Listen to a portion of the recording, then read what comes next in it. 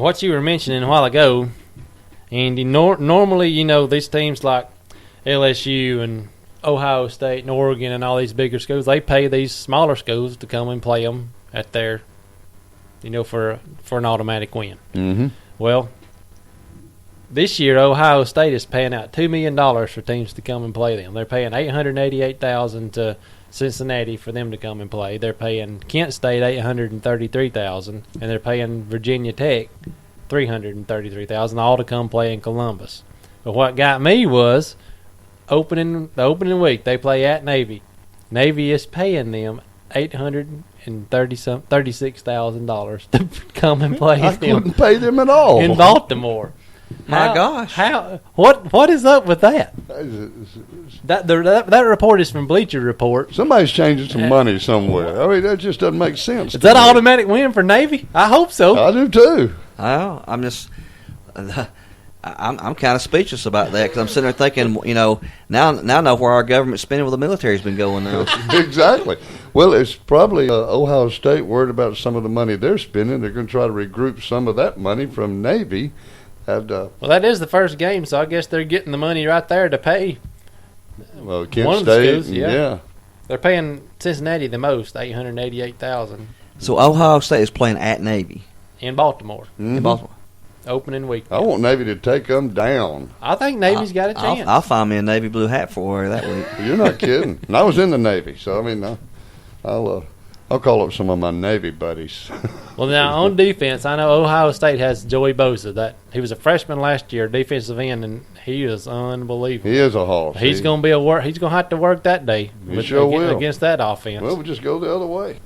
Well, I'm telling you, there's a chance. Braxton Miller didn't impress me that much last year. He got all the Heisman talk and everything, but he didn't. Well, they didn't play anybody. Well, they didn't. Let's hold on a minute. This team lost to Clemson in the Orange Bowl. No, they didn't lose. They got stomped. I know. Exactly. and I'm just not a big.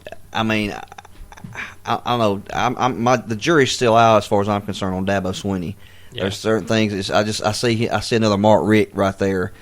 As Can't far win as the big game. Yeah, exactly. Even though he bragged after the game that they're the only team from South Carolina to win a BCS Bowl, which he was taking a backhanded comment to Steve Spurrier. Yeah.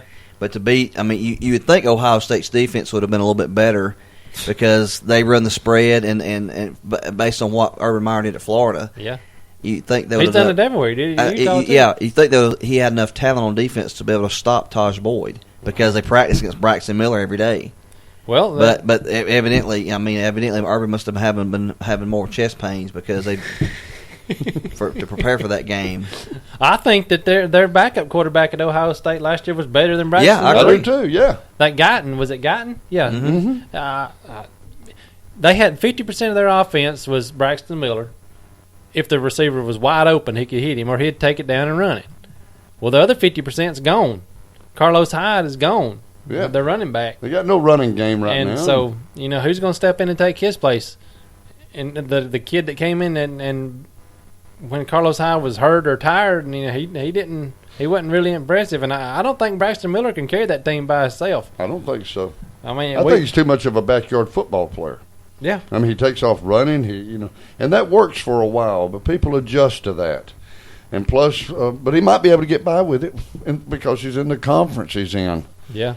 I mean, well, I don't have their schedule right here in front of me, but we talked about them when we first started doing this conference breakdown, and I got them losing 3 ball games. I think I had them losing 3. Losing to Navy, Michigan. They play Michigan State this year at Michigan State. And I think it was I think I had them losing to Wisconsin, Michigan State, and Navy. Mm-hmm. I'm really pulling for Navy to if Navy can beat them in week 1, That'd just throw everything. Urban might have a heart attack. But anyway, He can call Ron Zook.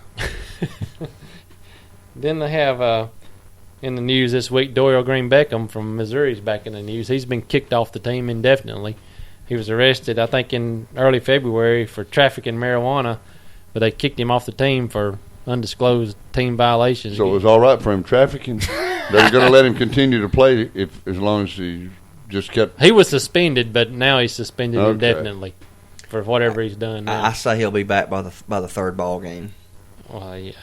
Either that or we were Goes talking pro. earlier. Transfer to Georgia. or Auburn. Yeah. So, Oh, and we mentioned the Auburn player last week getting arrested for pot, and then we got to bring up Tenpenny. Right after the show last week, we found out that he got arrested for pot. So, I mean, and I don't want these kids to be, sent to prison. They're young kids. Let's see what we can do about helping them get their lives straightened out, whether they're with us or not. So, but we don't need the trouble. Nobody does. we're coming up on our next break. We'll come back and continue talking about some of this stuff, and something that Kevin brought up earlier I want to come back to about Dennis Franchione. Oh, yeah. We'll be back in just a minute.